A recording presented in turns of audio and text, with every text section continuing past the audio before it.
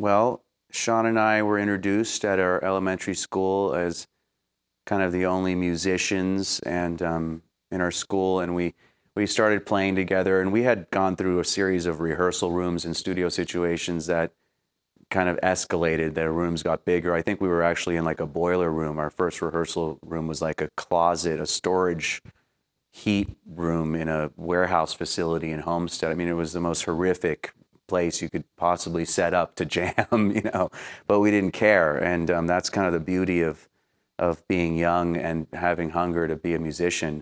And then we just transitioned, over the years. I ended up going to high school my first 2 years in upstate New York. I was such a troublemaker in junior high and a rebel that the principal advised my parents to send me away. They said, your kid just won't cut his hair.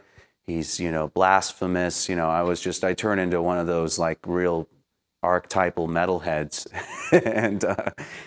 and so I went to school, and it was funny. That's where I found our first bass player, official Cynic bass player, Mark Van Erp. And I got him after I got thrown out of that school. I went back to Florida, and Mark came with me. I think within a year he moved to Florida. And that was really the origins of Cynic. He brought another friend from like Poughkeepsie or some part of upstate New York. And he ended up singing on the first Cynic demo. And, we did a series of demos and proceeded into getting more and more serious. I think I fell into singer, guitar player out of default because I didn't really want to be. But as the main writer, it was kind of, I was hearing the parts, and just inevitably it was like, oh, I guess I got to do this, and you couldn't always find the right singer.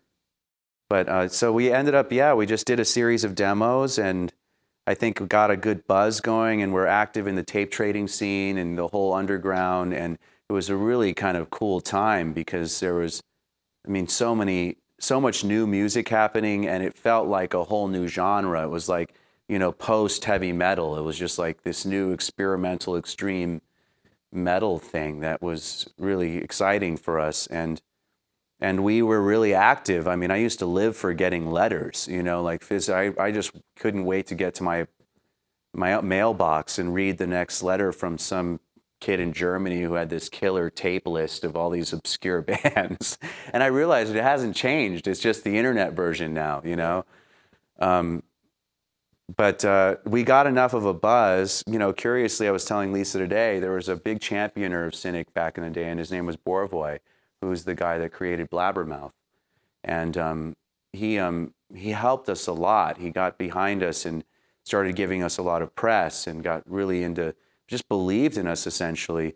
And I had an ongoing relationship with Chuck throughout my late teens that kind of kept expanding too. And I ended up, like, here was Cynic kind of burgeoning and really kind of finding an identity. And we had done, I think, 3 or 4 demos. And I remember I was in high school. It was my last year of high school. And Chuck and I were getting closer and closer. And people don't know this, but I toured with him for Leprosy. Actually, when he kicked out Rick Ross, I missed my high school graduation to go on the road with him. And it was pretty cool, because I was so young. And curiously, this bracelet is a remnant of that because a girl at a show in Mexico gave this to me with death. So it's kind of this full circle thing for me, which is kind of a trip. So that the death stuff was really cool, but I knew in my heart of hearts that I had my own vision and projects I wanted to do. So we ended up doing the death stuff. I ended up doing that stuff. I went back to Cynic. I did actually some touring with him for Spiritual Healing when he parted with James Murphy.